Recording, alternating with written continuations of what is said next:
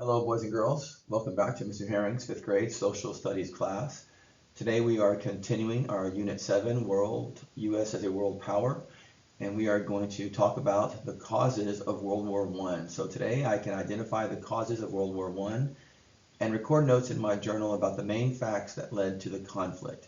My question, the big question today, what were the biggest causes of World War I? And there's lots of pictures, so we're going to get started. So the Great War, as it was called in World War I, 1914 to 1918. Now, people have a big dispute over what determines a world war. Some say multiple countries involved, and if that's the case, World War I was certainly not the first world war by any means in American history, but it is considered World War I, and it is considered the Great War because it was an enormous war fought on another continent. So MAIN, M-A-I-N, is the acronym that you guys are going to be memorizing to help you navigate and remember the four main causes of World War I. All right, so in your notes you have a chart to fill in. So MAIN was militarism. MAIN, M, militarism. A is alliance, the alliance system. 3 is imperialism. And 4 was nationalism. These are the four main causes of World War I, and we're going to discuss each one of those. So militarism, alliance, imperialism, and nationalism. The main causes. So militarism, if you look here, you see a military. It's the gaining of a military, the militarization of a country. When one country starts to suddenly build an enormous military, ears go up, red flags are drawn, and people start to get interested. On the chart, militarism is an aggressive preparation for war, glorification of a military. Like I said, when one country just suddenly starts to really build their military, that is what we call militarism. Alliances, prior to World War I, we start to see pacts of mutual defenses between countries to bolster each nation's security. You start to make friends, and you ally yourself, align yourself with certain countries who you think will benefit you if for some reason you want to go to war with somebody else. And so you get these alliances starting to be created in Europe.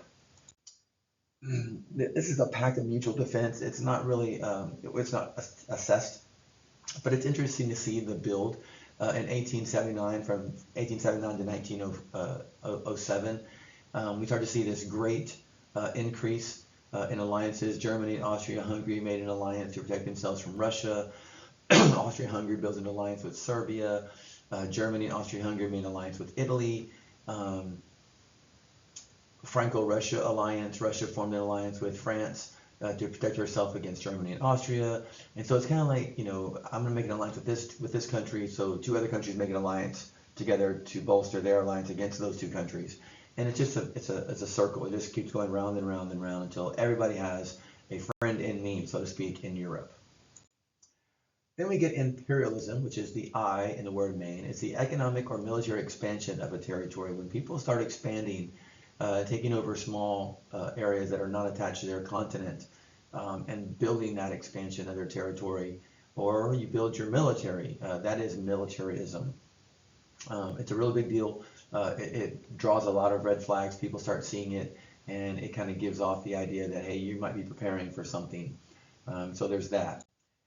And then, of course, there's nationalism, which is nothing new to us. We've talked about nationalism in all three of our previous units, or maybe four previous units.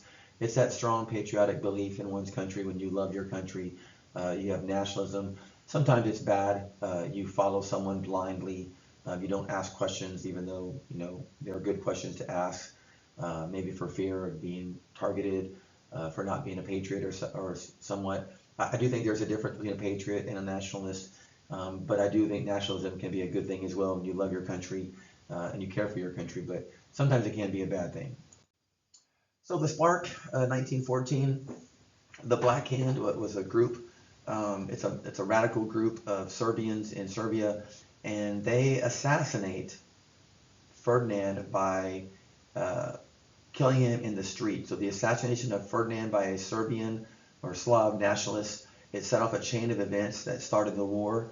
I know you guys are going to hear a lot about good guys and bad guys and things like that. but I want you to pay attention to the alliances, especially when you believe that the U.S. is the good guys in this, and draw your conclusions. Who does the United States align themselves with? So this is the spark. There was a radical group in Serbia, and they were not very happy with Austria-Hungary, and so the Prince of Austria-Hungary, Ferdinand, is assassinated by a group, this Black Hand group, in 1914. This picture here shows the alliances now. You see France over here, and Russia and Serbia all aligned, and Great Britain all aligned with each other. Austria-Hungary and Germany and Turkey, the Ottoman Empire, align with each other.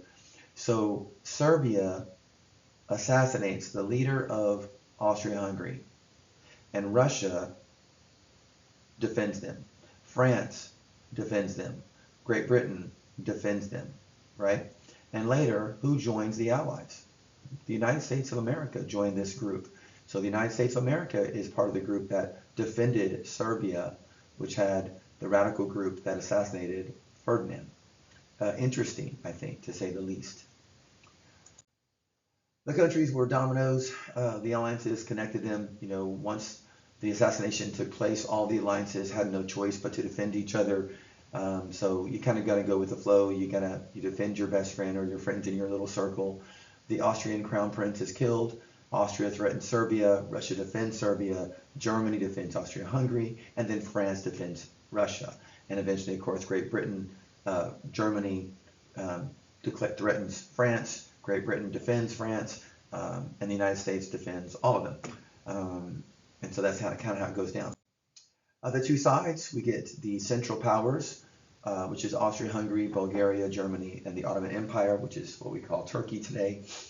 They're the ones who were defending Austria-Hungary and the assassination of Ferdinand, the crown prince. And then you get the Allied powers. You get France, Great Britain, and Russia. And we know a little bit later the United States will eventually join. This picture here just shows you the two, the light-colored, France, Great Britain, Russia, Serbia, Italy down here, and then the darker in the middle here are the Central Powers. It's a good map, kind of gives you an idea of just, you know, now Russia looks deceptive because it's a really big area, but they don't have a lot of people in the area. Not a lot of people live out in the eastern side. So a quick check, which of the following were part of the Allied powers? Remember the Allied powers at this time: United States, Germany, Great Britain, or France. Hopefully you don't pick United States, because at this point we are not part of the Allies yet. So we're not part of the Allied powers yet. So the correct answer is Great Britain and France are the Allied powers. Quick check 2, when did World War I occur? And that's right, if you chose 1914 to 1918, you are correct. So the war is going to be won by inventions. A great man, British Admiral Jackie Fisher, in 1915 said this was going to be a war where whoever could make the better inventions of weapons that could kill more people would be the winner of this war, and he was absolutely correct. The Western Front, it's a war of attrition. Who could have the most people? Just like the Civil War, you know, the North won because they could replenish their soldiers. The side in this war who could replenish their soldiers faster would be the winner, and that's kind of what happened. The Western Front was characterized by trench warfare. There was a stalemate from both sides in virtually the same positions for 4 years, caused by the machine gun. We get this new invention of the machine gun, and it's a stalemate. They're both equal. You know, it made both sides very equal, and you couldn't get an advancement. By attacking Austria in May of 1915, Italy betrayed Germany and Austria, and so they essentially were kind of kicked out.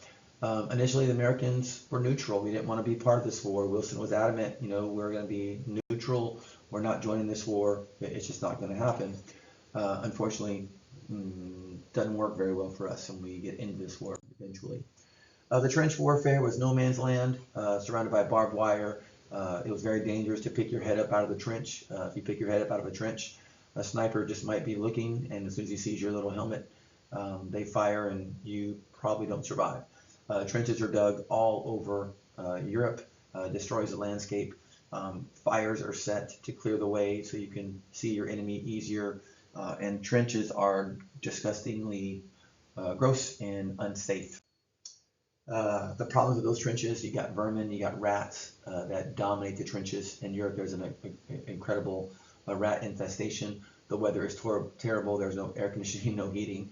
When it's cold, it's freezing. When it's hot, it's blazing. The sanitation was disgusting. They didn't have restrooms. You kind of went to the restroom in the trench, so it's kind of gross. If artillery, someone throws a grenade in the trench, there's really nowhere to run. And then, like I said, if you pick your head up out of the trench, you got to be really careful because snipers might be looking for you and pick you off, so to speak, if you're not careful. This is just over the top. Trench warfare, on command, the commander of the trench might say, 1, 2, 3, over the top, and everybody just piles out of the trench at once to try to survive and make an advancement.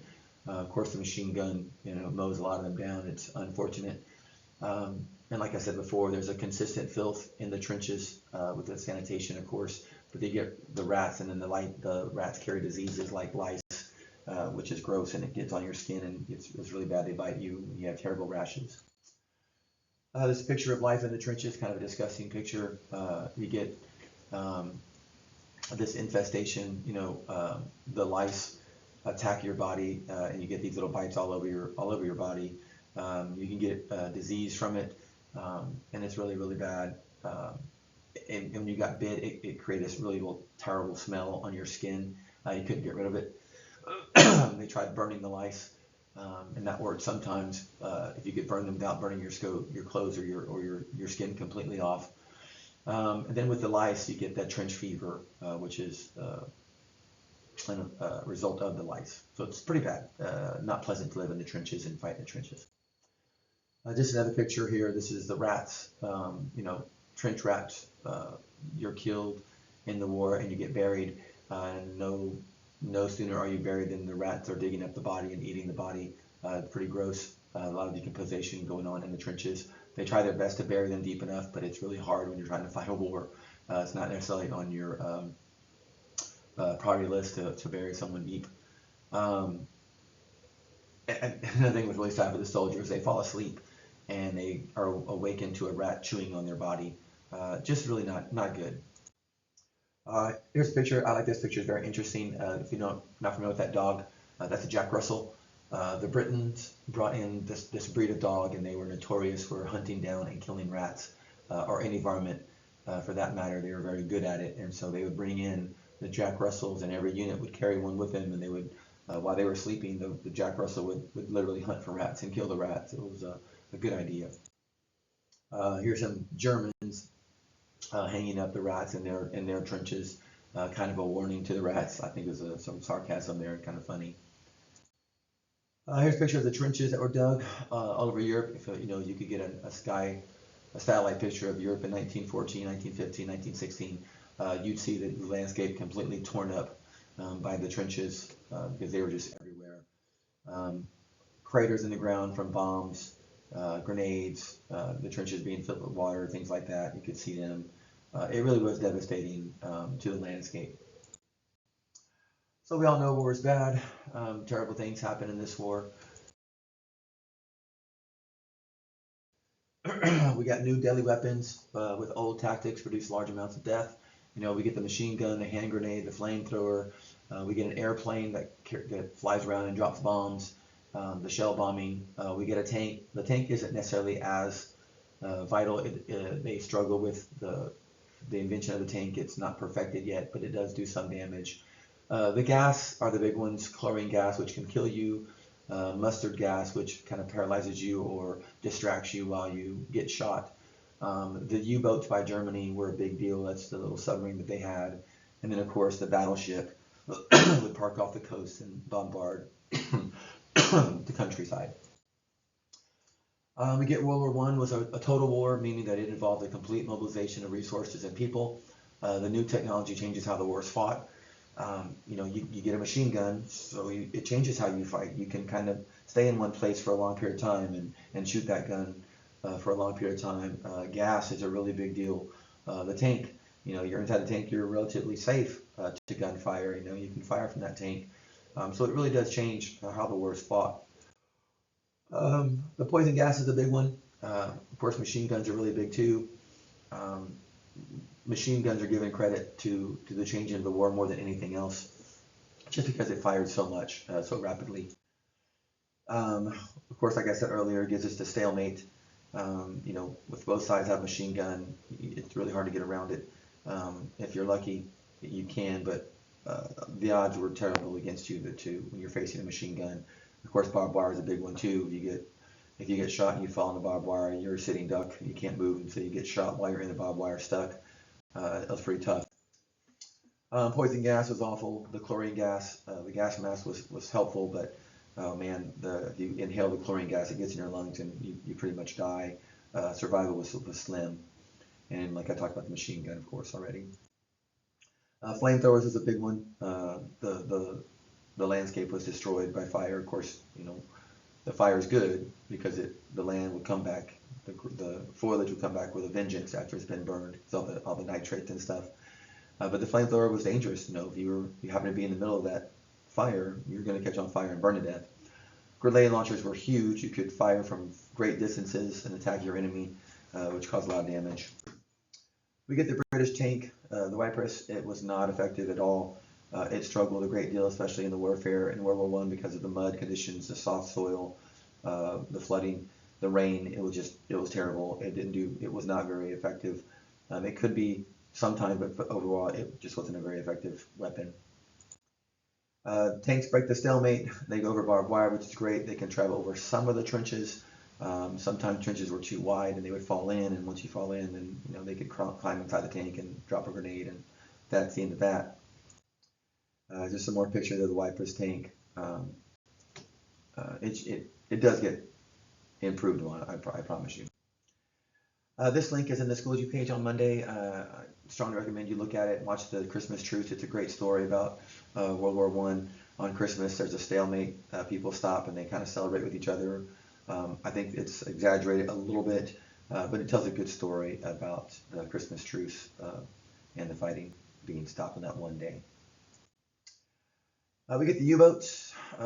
Germany has U-boats. They're asked multiple times by the United States to stop using them on innocent freighters crossing the Atlantic. They say they will, but they don't. They make a grave mistake sinking a boat, and the United States' hand is forced. But the U-boat was extremely effective. Unfortunately, they targeted not just military ships, but they targeted a lot of ships. The convoy system introduced to deal with the U-boat threat was very interesting. Getting a long convoy, and it increased your odds of successfully crossing the Atlantic Ocean. Not always, but sometimes. That was introduced since 1917. Then we get the airplane, the Squadron over the Brent. Max Edler von Pusch, German, was a bad man in a plane. He was a very good pilot. He could fly over and drop shell bombs from above and cause lots of damage and lots of death. Great Britain gets involved with this, so does the United States, and they combat that, but the Germans were the first with really good air warfare. And then we have the Zeppelin, which is like a hot air balloon, so to speak. The Zeppelin, the German invention. They could fly and drop bombs over. They could fly at higher altitudes. Unfortunately, they got low enough. They could not move very quickly, and so they were shot down. They could be shot down easily if they were not at the right altitude. And then this is our last picture here. It's the Allied ships sunk by U-boats. These dots represent just how many boats were sunk and where they were sunk. And if you look, that's an awful lot of boats. The U-boats were probably the most effective weapon in this war for the Germans, for sure. All right, so those are the causes of World War I. Remember the acronym MAIN. When you come back to see me, make sure you see me. Come back to school, make sure you see me and get your note page for your journal if you're not able to print it out. And then we'll see you when you get back in class, guys. Have a great day.